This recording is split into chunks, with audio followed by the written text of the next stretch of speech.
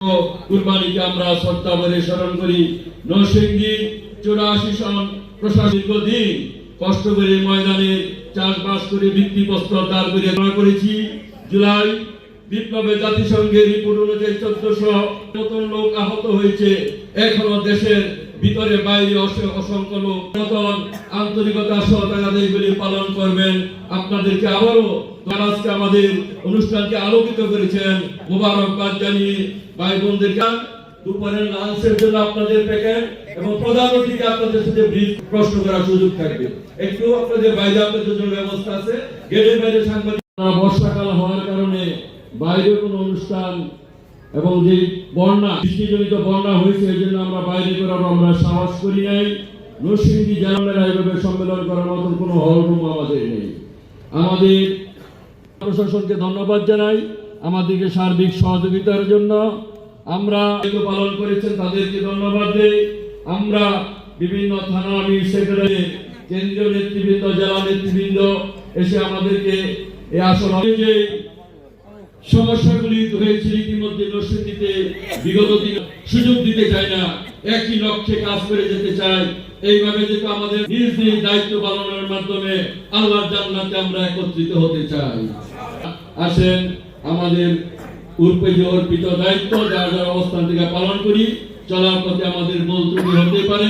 যে সমস্ত রাহাবাররা নরসিংদীর ময়দানে চাষবাস করেছেন, বিগত দিনে দায়িত্ব পালন করেছেন, আমরা মনে করি যে কোনো সাংবিধানিক বিতর্ক, রাজনৈতিক বিতর্ক, সংবিধান নিয়ে বিতর্ক এটা পার্লামেন্টে সমাধান হওয়া উচিত।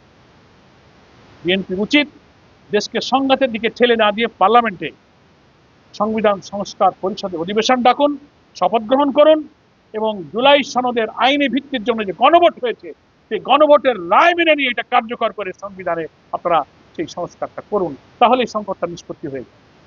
আর তা যদি না করেন তাহলে যে 70% মানুষ গণভোটে হা ভোট দিয়ে আমাদেরকে দায়িত্ব দিয়েছে সংবিধান সংস্কার করার, জুলাইয়ের চেতনা এবং এই রক্তের মূল্য দেওয়ার জন্য বাধ্য হয়ে যদি সংসদে আমরা ব্যর্থ হই তাহলে রাজপথে যাওয়া ছাড়া আমাদের আর কোনো বিকল্প পথ নেই।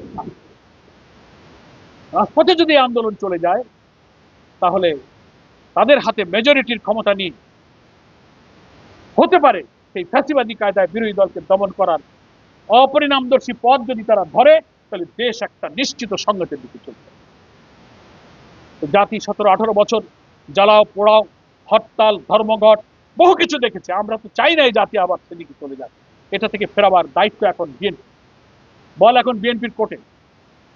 কি বল খেলার দিকে দুই দল থাকে, তো আমরা বিএনপির কোর্টে বল দিই, এখন ওনাকেই খেলতে হবে। উনি যদি রাইট ট্র্যাকে বল খেলতে পারেন তো খেলা ভালো হবে, আর যদি ভুল করে বল ব্যাক পাস করে তো নিজের গোলে বল ঢুকে দেবে। এই জন্য ওনাকে আমরা অনুরোধ করবো বিএনপি নেতৃবৃন্দকে যে আপনারা সংবিধান সংস্কার পরিষদের অধিবেশন ডাকুন, গণভোটের রায়কে কার্যকর করুন, সংবিধানের তফসিলে এই সংশোধিত সংস্কার প্রস্তাবগুলোকে অন্তর্ভুক্ত করে জাতিকে এই কঠিন সংঘাতময় পরিস্থিতির আশঙ্কা থেকে আপনারাই মুক্ত করতে পারেন। আমাদের নেতা বাংলাদেশ জামাত ইসলামের আমির এবং সংসদের নেতাও কিন্তু এ ব্যাপারে তার মন্তব্য বক্তব্য সংসদেও বলেছেন, সংসদের বাইরেও নানান সমাবেশে কিন্তু এটা আমরা বলি। এটা আইনি ব্যাপার, সরকারের ব্যাপার। সরকারই তার দলীয় কার্যক্রম নিষিদ্ধ রেখেছে, সরকারি সিদ্ধান্ত নেবে। জনগণের পারসেপশনটা কি? তারা জুলাই আগস্টের এই গণ অভ্যুত্থানের সময় যে নিষ্ঠুরতা, যে বর্বরতা, যে হত্যাকাণ্ড, মৃতদেহকে আগুনে পুড়িয়ে ছাই করে দিয়েছে, হেলিকপ্টার দিয়ে দেশের মানুষকে হত্যা করেছে, দুনিয়ার কোনো গণ অভ্যুত্থান প্রতিরোধের সময় কোনো নিষ্ঠুর ফ্যাসিস্ট সরকার এই নিষ্ঠুর পথ গ্রহণ করে। সেই ক্ষতচিহ্ন এখনো শুকায়নি। ফলে দেশের কোটি কোটি মানুষের প্রতি তাদের যে নিষ্ঠুরতা, বর্বরতা, মানবতা বিরোধী যে অপরাধ তারা করে তার বিচার হতে হবে, শাস্তি হতে হবে। জনগণের এটি হচ্ছে পারসেপশন। জনগণ এরকম ফ্যাসিবাদী শক্তির কোনো রাজনৈতিক অধিকার, যারা ফ্যাসিবাদী, যারা সংবিধান মানে নাই, মানবিকতা যাদের মধ্যে নাই, তাদের রাজনৈতিক অধিকার হবে কি হবে না সেই জনগণ সিদ্ধান্ত নেবে।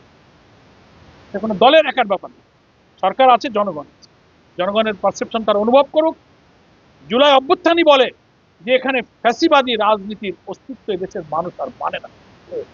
গণভোটের রায় দিয়ে এটাই প্রমাণ হয়েছে। ফলে তার বিচার হোক। আর দিল্লিতে উনি আশ্রয় পেয়েছেন, কারণ এই দেশের রাজনীতির যত গন্ডগোল পাকানো, জুলুম করানো, কে ক্ষমতায় যাবে আর যাবে না, অর্থনীতি, রাজনীতি, ব্যবসা বাণিজ্য, সংস্কৃতি, সবকিছু রিমোট কন্ট্রোল তো ওনারা করছেন।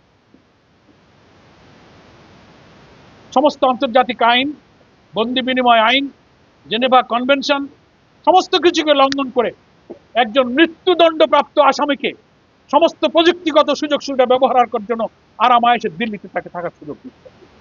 আমি মনে করি আমরা সব প্রতিবেশীর সাথে যেমন বন্ধুত্বপূর্ণ সম্পর্ক চাই, দেশের স্বার্থে ন্যায্য সম্পর্ক চাই, কিন্তু একের পর এক একটা দেশের রাজনীতি, সরকার এবং জাতীয় স্বার্থের বিরুদ্ধে কেউ পদক্ষেপ নিলে দেশের জনগণ তো সেটা পছন্দ করে। তো সেই জন্য সরকার আছে, ট্রাইব্যুনালে বিচার হচ্ছে, আইন আছে, সরকার আছে, তারাই সিদ্ধান্ত নেবে। জনগণের কাছেই আমরা এই সিদ্ধান্তের ভার তুলে দিচ্ছি। তবে যতটা হুমকি হামকি তারা দিচ্ছেন, জুলাই বিপ্লবের দ্বিতীয় বার্ষিকী আমরা এখন আবার সেই জুলাই চলছে, আমরা পালন করছি। আমরা টের পাচ্ছি এখনো জনগণ কিন্তু সেই প্রাণবন্ত, সেই লাল জুলাইয়ের চেতনা এখনো ধারণ করে। এইসব ফ্যাসিবাদী শক্তিকে এই দেশের জনগণ কখনো বদলায়। আর যদি এর উপরে আবার কোনো জুলুম চালাইতে হয়, তো র্যাব, পুলিশ, সেনাবাহিনী, আধিপত্যবাদী শক্তির সমস্ত রক্তচক্ষু উপেক্ষা করে এই জনগণই কিন্তু ফ্যাসিবাদের এই রানীকে কিন্তু দেশ ছাড়তে বাধ্য করেছে। তারা এই দেশে কিন্তু এখনো আছে। ময়না গ্রামে অতটা গুড় আসছে না।